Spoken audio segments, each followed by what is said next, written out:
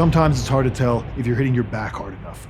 So if you want to get more out of your back workout, in the next video, my friend Ethan Buck from Iron Wheel PT is going to run you through some basic back movements that you've probably already heard of. But he's going to give you some extra details that you may not know and offer some techniques that you may want to try in the future.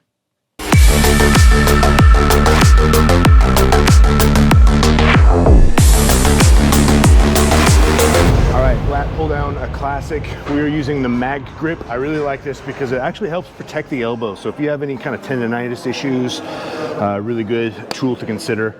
As well as the fact that if we're going semi-reverse grip here, neutral, reverse, it's something in between neutral and reverse, we tend to get a little bit better lat recruitment. So one, you want a big stretch at the top. Now I have orangutan arms, I'm 6'3", so I actually don't get the biggest stretch I want here, simply because the machine is just not built for guys my size. So you do your best to get a big stretch. You want to feel a stretch there towards your armpit, okay? Now, bringing my chest up, and again, drawing my elbows towards my hips. I like to pause here for a second and bring it down for 2, 3, maybe even 4 seconds. Explode, 2, 3.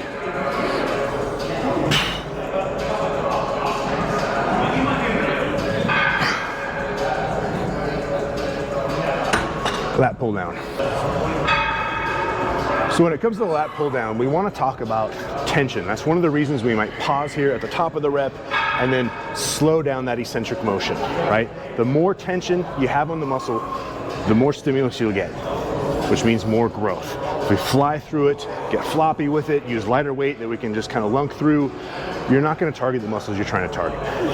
So a little pause and stretch at the top. And notice how he's keeping his chest up the whole time. He's not rounding over at the top, anything like that. Elbows towards the hips, pause, slow back down, big stretch at the top.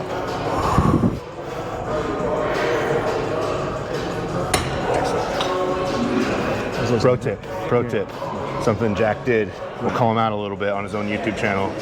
That last rep, right, was a half rep. Oh, totally. You got it here, and then he stood up to let it go. Right? Yeah, I was losing my grip on the bar.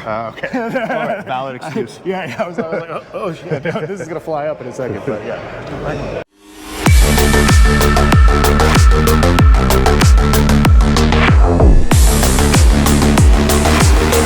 So technique first, I'm gonna get up nice and high. The bench is about my clavicle height. And when I get into rowing, I'm not doing a classic row just like this. I'm actually getting a stretch out in front of me, big stretch, and I'm drawing my elbows towards my hips. Big stretch, draw towards my hips. When I do this, I get more lat recruitment. When I do this, I get upper back recruitment, and that's fine, it's not wrong, but if you want to target your lats, you're going to find more benefit by pulling them this way, towards your hips. Another thing I'm doing here is slow eccentric, big stretch. The chest supported row. All right, so Jack is using straps here on the dumbbells. A lot of people criticize the use of straps. They say you should be training your grip strength, and that's true. However, our objective today is to train the back. And if the grip becomes an issue, then you don't get to train your back as efficiently as you'd like. So he's drawing his elbows towards his hips. Like I mentioned, he's not pulling them up real high. That bend in his elbow at the end range of motion isn't as drastic as it would be up here. He's also letting himself separate his scapula and get a big stretch at the bottom. That stretch is crucial for growth. And notice how slow he brings the dumbbells down. Okay, one reason we would do a chest supported row is that it minimizes what's called axial fatigue. So if we did a big heavy bent over row, we're pulling a heavy bar, it causes overall systemic fatigue, and that's not a problem.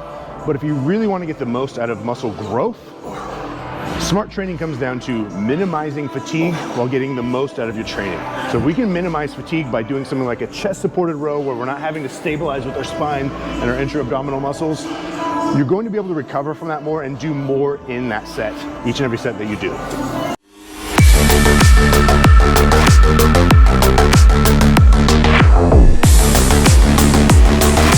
right, straight arm pull down. Honestly, I think this is an underutilized exercise, primarily probably because you can't use a whole lot of weight on it.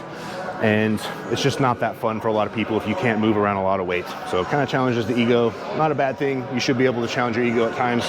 However, not always. So the grip I like to use here is what I call a monkey grip. So my thumb's actually over the top and I'm bending my wrist this way. The reason I do that is if I grab it this way and I start to get fatigued, I start to bend the wrists and I lose that lat recruitment and I'm using my arms too much. So thumb over the top and it's really basically right here on the palm instead of in the middle of the palm, okay? I'm gonna step back, bring my hips back, bring it towards my hips, and a slow eccentric movement and a big stretch at the top.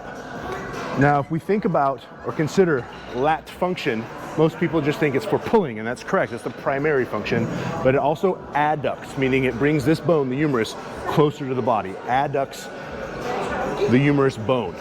So why not utilize lat function in all range of motion? Straight arm pull down.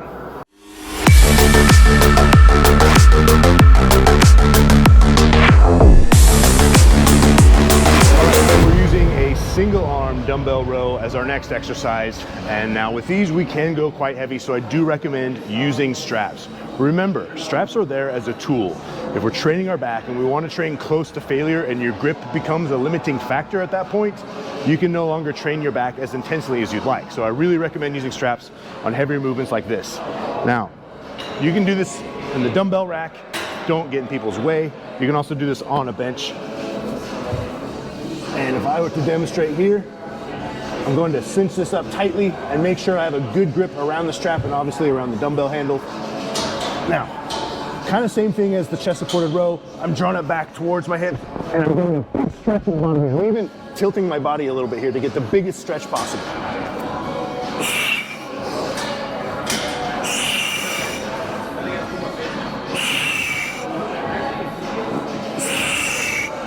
And I want to go 0, maybe 1, maybe 2 reps short of failure to where I go to technical or mechanical failure. So I would call that 0, maybe 1 rep short of failure. The next rep would have been pretty ugly, and that's not good. You want to have that last rep look pretty much like the first rep. All right, we're going to challenge Jack going 2, if not very close to failure. He's going to wrap up tight with the straps to make sure that his grip, again, is not the limiting factor when he's trying to train. His main objective is close to failure. We can have He's got that slow eccentric stretch at the bottom.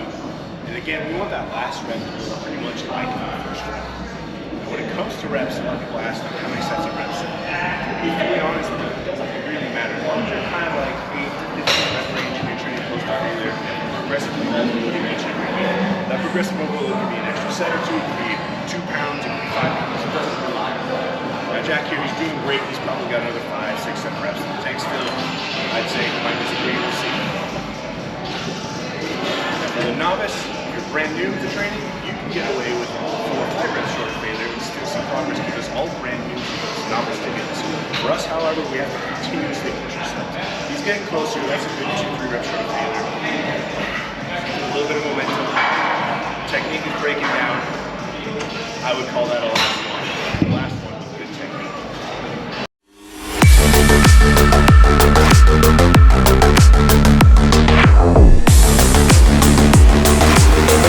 Okay, so we are doing a cable bicep curl, but I'm facing outward. The reason I'm doing this is I want to lean out a little bit.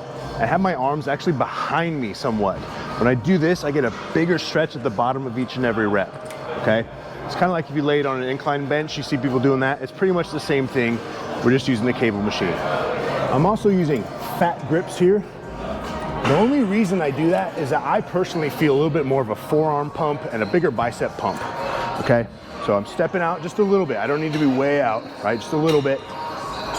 Squeeze at the top, and again, a slow eccentric. Slow eccentric. Now, when we're training with a cable machine, you can go a lot closer to failure, less risk of injury, much easier to recover from. And we're gonna do something called myo reps or rest pause reps.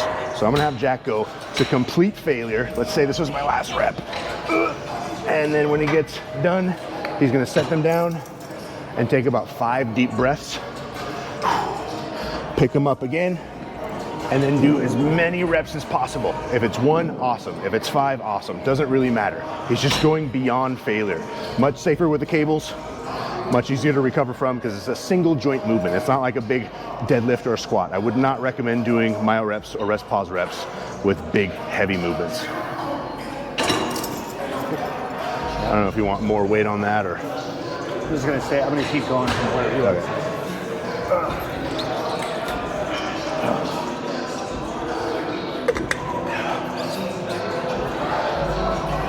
So he's got a slight angle, big squeeze at the top, and a full stretch at the bottom. Extend the elbow as much as you can there, but maintain some tension on the bicep when you do that. Yep.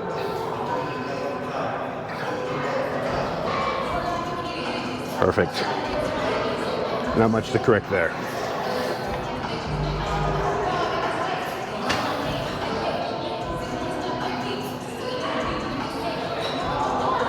And again, once we get to failure, meaning he just can't move that bicep anymore, not flailing up with his hips or his shoulders, he just can't perform this movement with that technique anymore, that's failure.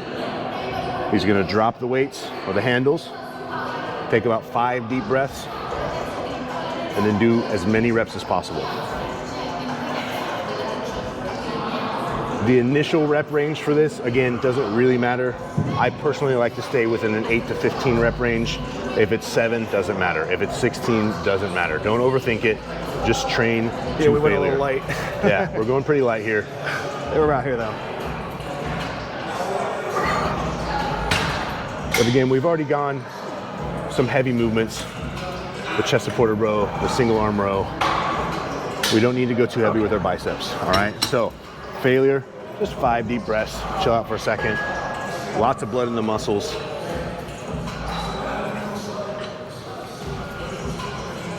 You ready to go? You're ready to go. Shake it out and you're good to go. A few deep breaths.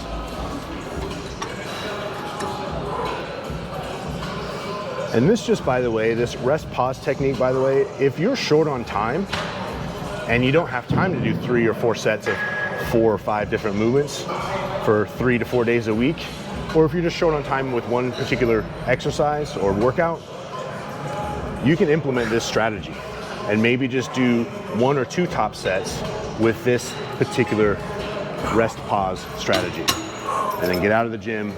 You can blast your muscles in 30, 45 minutes, or maybe even 20 minutes. If you just came in and like, hey, I need to do my back and biceps, but I'm short on time today, maybe just 2 reps, and you implement rest pause, you're going beyond failure there. It's a lot more stimulus. So good time saver. I've known Ethan for years and he's a really solid guy. He runs a great training business with a lot of qualified coaches. And if you're looking to make a lifestyle change or you need help getting a better state of fitness, losing some weight, something like that, he's one of the best guys you could possibly talk to. There are a lot of gimmicks in the fitness industry, and Ethan is one of the guys who I would go to if I wanted a straight, reasonable, and well-informed answer. He actually gave me a few ideas in this video that I'm going to try myself.